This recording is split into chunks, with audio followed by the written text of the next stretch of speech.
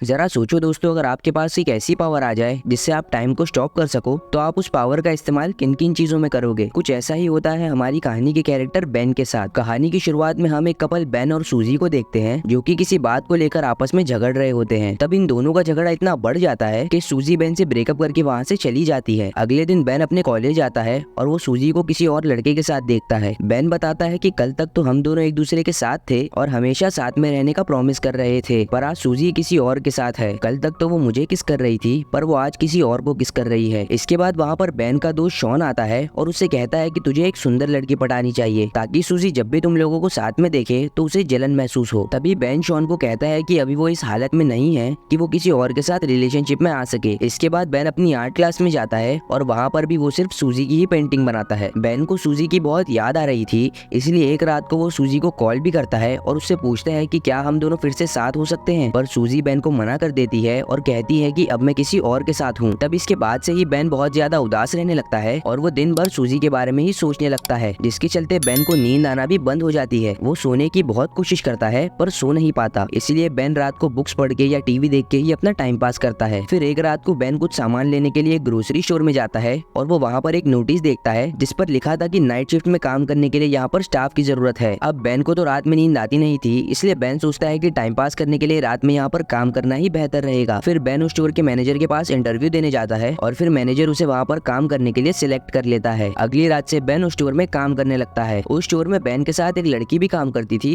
जिसका नाम शेरन होता है। बेन देखता है कि जब भी शेरन काम पर लेट आती थी तो मैनेजर उसे अपने केबिन में बुलाकर हैरेस करता था। इसके बाद बेन हमको बताता है कि यहाँ पर सुपरमार्केट में टाइम बहुत ही धीरे धीरे कटता है, इसीलिए यहाँ पर काम करने वाले एम्प्लॉयज टाइम को जल्दी काटने के लिए अलग अलग तरीके अपनाते हैं। जैसे कि शेरन अपनी घड़ी पर टेप लगा देती है जिससे कि उसे टाइम का पता ना चल सके और टाइम जल्दी बीत जाए। शेरन के अलावा स्टोर में दो और एम्प्लॉय भी काम करते हैं जिनमें एक का नाम मैट और दूसरे का नाम बैरी होता है। ये लोग दोनों स्टोर में काफी उल्टी सीधी हरकतें करते रहते हैं और इसी तरह ही वो दोनों भी अपना टाइम पास करते हैं। अब यहाँ पर बेन के लिए भी टाइम पास करना बहुत ही मुश्किल हो गया था, इसलिए बेन के पास एक सुपर पावर आ जाती है। बेन टाइम को फ्रीज कर देता है, जिसके बाद वो सुपरमार्केट में आए सारे ही खूबसूरत लड़कियों के कपड़े उतारता है और उनकी ड्राइंग बनाने लगता है। बेन बताता है कि उसे दुनिया में सबसे ज्यादा सुंदर क्रिएशन लड़कियां ही लगती है, इसलिए वो सिर्फ लड़कियों की ही ड्राइंग बनाता है। अब इसी तरह बेन लड़कियों की ड्राइंग बनाकर अपना टाइम पास करता था और जब भी वो टाइम को वापस से स्टार्ट करता तो बहुत सारा टाइम बीत जाता था और इसी वजह से बेन को स्टोर में ज्यादा काम भी नहीं करना पड़ता था। ऐसे ही कुछ दिन बीत जाते हैं और फिर जब एक दिन बेन काम पर आता है तो वहाँ शेरिन भी उसके पास आती है। तभी बेन अपने लॉकर में से एक सैंडविच निकालता है, जिसे देखकर शेरिन उसे कहती है कि मुझे बहुत भूख लग रही है, तो क्या मैं ये सैंडविच खा सकती हूँ। तभी बेन उसे हाँ बोल देता है और शेरिन को वो सैंडविच खिला देता है। शेरिन जब वो सैंडविच खा रही थी तभी बेन उसे देख रहा होता है और बेन के मन में शेरिन के लिए फीलिंग जाग रही होती है। इसके बाद बेन स्टोर में आता है, तभी वहाँ पर उसे बैरी और मैट मिलते हैं। तभी वहाँ पर बैरी बेन को कहता है कि आज रात को वो शेरिन के साथ मूवी देखने जा रहा है, जिसके बाद वो शेरिन के साथ इंटीमेट होगा। अब ये सुनकर बेन को बहुत बुरा लगता है और वो ये सोचता है कि जब भी वो किसी लड़की को पसंद करता है तो वो लड़की उसे छोड़कर चली जाती है। बेन बताता है कि जब वो छोटा था तभी वो एक लड़की को पसंद करता था, पर वो उसे कभी भी अपने दिल की बात नहीं बता पाता था। एक दिन उस लड़की का हाथ टूट गया और उस पर प्लास्टर चढ़ गया। फिर जब वो प्लास्टर उतारा गया तो उस लड़की के हाथ पर बहुत सारे बाल आ गए। अब ये देखकर स्कूल के सभी लड़के उसे चिढ़ाने लगे। फिर एक दिन बेन उस लड़की के पास आता है और उससे कहता है कि तुम जैसी भी हो मुझे बहुत ही सुंदर लगती हो, क्या तुम मेरी गर्लफ्रेंड बनोगी। तब ये सुनकर वो लड़की खुश हो जाती है और उसे हाँ कर देती है। इसके बाद वो लड़की बेन को स्कूल के पीछे ले जाती है और उसे किस करने की कोशिश करती है, पर बेन उसे किस नहीं करता और उठकर वहाँ से चला जाता है। बेन उस लड़की को कहता है कि कल सेम टाइम पर इसी जगह पर आना, उसके बाद हम दोनों किस करेंगे। अब अगले दिन बेन उसी टाइम पर स्कूल के पीछे पहुंच जाता है, पर वो देखता है कि वो लड़की तो वहाँ पर नहीं आती। जिसके बाद अगले दिन बेन को पता चलता है कि उस लड़की ने स्कूल छोड़ दिया है और वो हमेशा के लिए रशिया शिफ्ट हो गई है। इसके बाद हम स्टोर मैनेजर को देखते हैं जो कि बेन और बाकी एम्प्लॉयज को अपने पास बुलाता है और कहता है कि कल हमारा एक फुटबॉल मैच है। फिर अगली शाम सभी लोग मैच खेलने के लिए जाते हैं, लेकिन यहाँ पर बेन और उसकी टीम सही से मैच नहीं खेल पाती क्योंकि वहाँ पर किसी को भी फुटबॉल खेलना नहीं आता था। अब बेन बहुत ही ज्यादा गेम से बोर हो चुका था, इसीलिए वो टाइम को फ्रीज कर देता है। फिर बेन अंदर जाता है और वहाँ पर देखता है कि सभी लोग फ्रीज हो चुके हैं, लेकिन तभी वो देखता है कि वहाँ पर एक आदमी अभी भी हिल रहा होता है। फिर बेन जब उस आदमी के पास जाता है तो वो आदमी वहाँ से भाग जाता है। अब ये देखकर बेन को पता चलता है कि ये सुपर पावर सिर्फ बेन के पास नहीं बल्कि और लोगों के भी पास है। फिर बेन वापस ग्राउंड में आता है और टाइम को फिर से नॉर्मल कर देता है, लेकिन जैसे ही टाइम स्टार्ट होता है वैसे ही मैट फुटबॉल को लात मारता है और वो फुटबॉल जाकर सीधा मैनेजर के मुंह पर लगती है और उसके मुंह से खून निकलने लगता है। फिर मैट मैनेजर को लेकर हॉस्पिटल जाने लगता है, लेकिन जाने से पहले वो बेन को कहता है कि तुम शेरन को घर छोड़ देना। लेकिन यहाँ पर घर जाने से पहले बेन बेन शेरन को अपने साथ कॉफी पर ले जाता है। वहाँ पर बेन शेरन से पूछता है कि क्या तुम्हारे और मैट के बीच कुछ चल रहा है, जिस पर शेरन उससे कहती है कि हम सिर्फ अच्छे दोस्त हैं और हम दोनों के बीच में ऐसा कुछ नहीं है। जिसके बाद शेरन बेन से पूछती है कि क्या तुम्हारी कोई गर्लफ्रेंड है। बेन उसको कहता है कि मेरी एक गर्लफ्रेंड पहले थी, पर कुछ हफ्ते पहले ही मेरा उसके साथ ब्रेकअप हो गया। इसके बाद बेन शेरन को उसके घर छोड़ने जाता है और अंदर जाने से पहले शेरन बेन को किस करने की कोशिश करती है, लेकिन बेन बहुत ज्यादा नर्वस था, इसलिए वो शेरन के गाल पर किस कर देता है। इसके बाद शेरन मुस्कुराकर घर के अंदर चली जाती है। इसके बाद अगले दिन मैनेजर सभी लड़कों को अपने कैबिन में बुलाता है और उनको कहता है कि कुछ दिनों बाद मेरा बर्थडे है और मैं एक पार्टी दे रहा हूँ, तो तुम सभी लोगों को उस पार्टी में आना होगा। फिर तभी मैनेजर बेन को कुछ पैसे देता है और उससे कहता है कि तुम मेरे बर्थडे वाले दिन एक स्ट्रिपर का इंतजाम करो। इसके बाद बेन अपने दोस्त शॉन के पास आता है और उससे कहता है कि कुछ दिनों बाद उसके मैनेजर का बर्थडे है, तो उसे अपने बर्थडे पार्टी पर एक स्ट्रिपर चाहिए। अब शॉन बेन को एक बार में ले जाता है और उसे वहाँ पर एक स्ट्रिपर से मिलाता है, लेकिन वो इन दोनों से कहती है कि उसके पास तो बिल्कुल भी टाइम नहीं है, लेकिन उसकी एक दोस्त है जो हाल फिलहाल में फ्री है, इसीलिए वो बर्थडे पार्टी वाले दिन उसे भेज देगी। फिर अगले दिन बेन स्टोर में वापस टाइम को फ्रीज कर देता है, लेकिन इस बार वो सिर्फ शेरन की ही पेंटिंग बनाता है। फिर कुछ देर बाद शेरन बेन के पास आती है और उससे कहती है कि क्या तुम मेरे साथ मैनेजर की पार्टी में चलोगे। बेन शेरन को हाँ बोल देता है, जिसके बाद शेरन बेन को किस करती है और वहाँ से चली जाती है। फिर जब से शेरन ने बेन को किस किया था,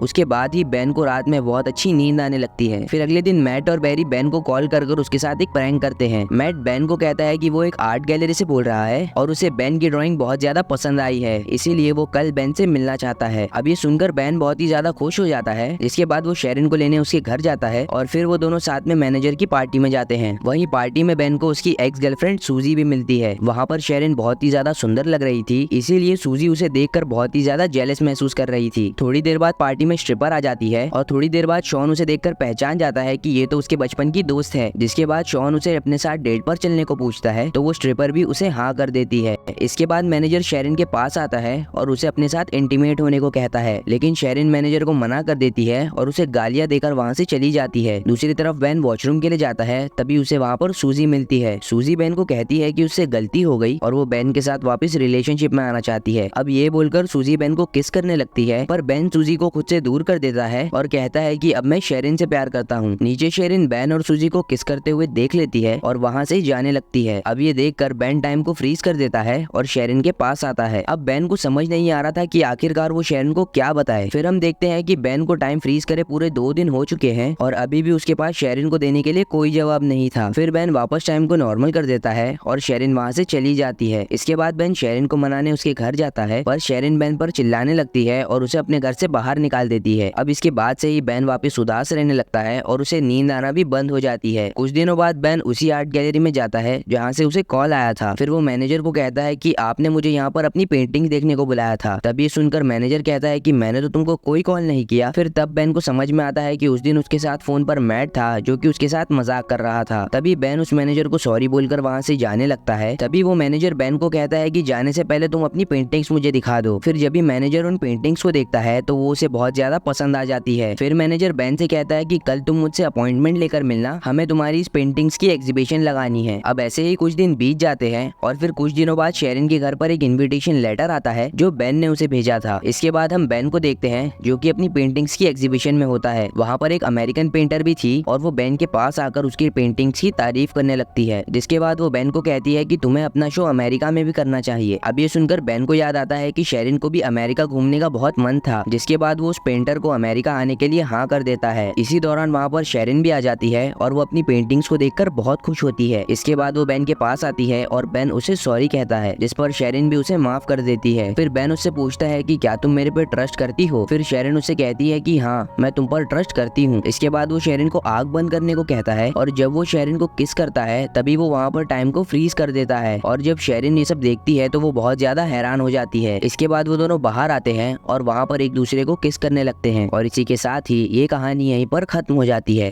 तो दोस्तों, अगर आपको ये वीडियो पसंद आई हो तो वीडियो को लाइक जरूर करना और अगर आप हमारे चैनल पे नए हैं तो चैनल को सब्सक्राइब जरूर करना। मैं मिलता हूँ आप लोगों से अगली वीडियो में। Thanks for watching.